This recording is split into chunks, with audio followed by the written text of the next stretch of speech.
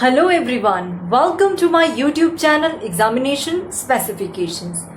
Today I am going to deal with section 42 of the Indian Contract Act 1872. I have already covered up section 40 and 41. You can check out in my playlist of Indian Contract Act 1872. Now directly dealing with section 42. Though section 40 to 45 is coming under the topic of by whom contract must be performed.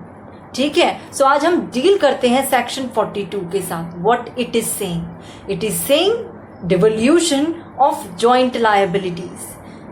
When two or more persons have made a joint promise, then unless a contrary intention appears by the contract, all such persons during their joint lives and after the death of any of them, his representatives, jointly with the survivor or survivors, and after the death of the last survivor, the representatives of all jointly must fulfill the promise. सबसे पहले first devolution of joint liabilities में devolution का मतलब क्या है?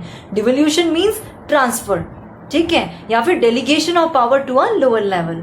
Now अब यहाँ पे डिवोल्यूशन ऑफ जॉइंट लायबिलिटीज के अंदर जो ये सेक्शन है 42, ये बोल रहा है कि अगर कॉन्ट्रैक्ट के अंदर एक से ज्यादा प्रोमिसर्स हैं, उन्होंने मिलकर प्रोमिसी को प्रॉमिस करा है किसी चीज के ऊपर. Suppose example X Y Z, ये 3 क्या है? जॉइंट प्रोमिसर्स हैं, तीनों मतलब प्रोमिसर्स हैं. इन्होंने मिलकर प्रॉमिस दिया है ए को कि आप हमें 3000 रुपीज लोन दे दो, हम आपको इतनी डेट में वापस कर देंगे.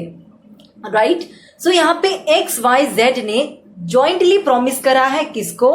ए को, कि आप हमें 3000 रुपीज दो, हम आपको इसको पे कर देंगे.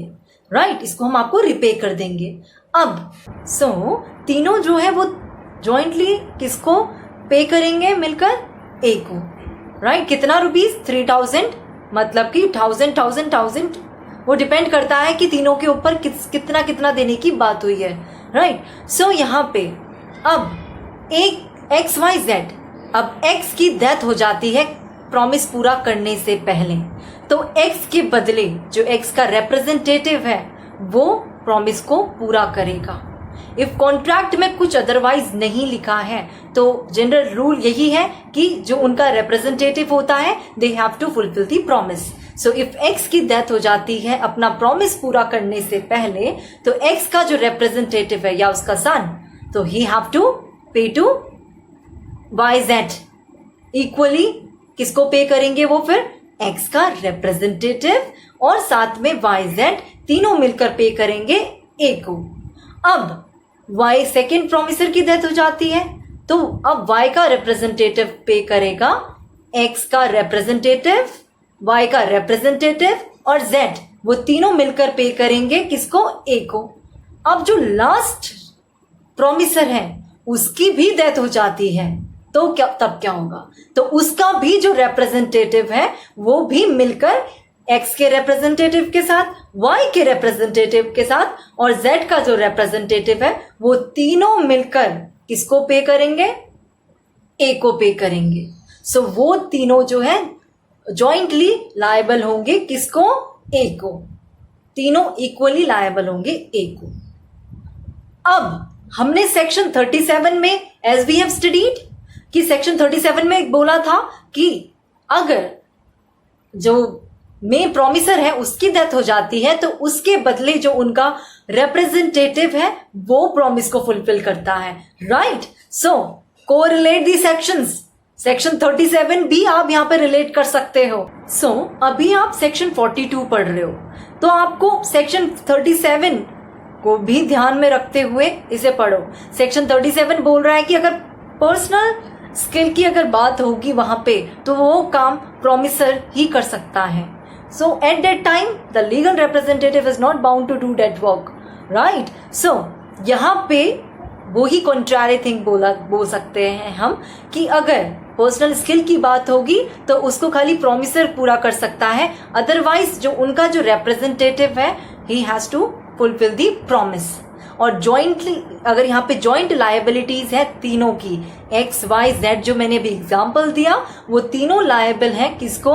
ए को, उस प्रॉमिस को पूरा करने के लिए। अब एक्स वाई जेड तीनों की डेथ हो जाती है तो उनके जो रिप्रेजेंटेटिव है they have to fulfil the promise. ठीक है, वो ए को जो उन्होंने उनके जो प्रोमिसर्स थे उन्होंने जो वादा करा था ए के साथ पूरा करने का, जो उनके अब रिप्रेजेंटेटिव है एक्स वाई जेड के, वो उसको पूरा करेंगे। ठीक है, सो सेक्शन 37 को भी ध्यान में रखते हुए इसे पढ़ना। आई एम अगेन सेइंग, ठीक है, जब बिकॉज पर्सनल स्किल्स की जहां पे बात होती है वो तो डिफरेंट है, वो वेरी करता है। जरूरी नहीं है if I am good at, मैं अगर डांसिंग में अच्छी हूं तो सेकंड जो मेरा रिप्रेजेंटेटिव है वो भी डांसिंग में अच्छा हो। It depends. ठीक है, because skills vary from person to person.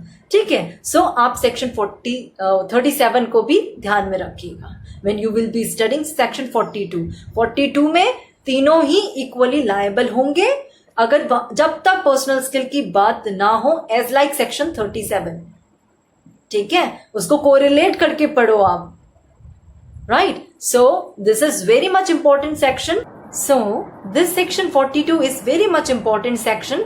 आप पहले section 40 को पढ़िएगा, then 41, then 42। ठीक है, sequence wise, and this is easy। Try to understand the direct language।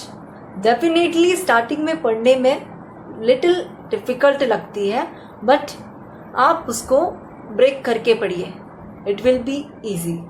ठीक है, so this was all about this section 42। Thank you so much।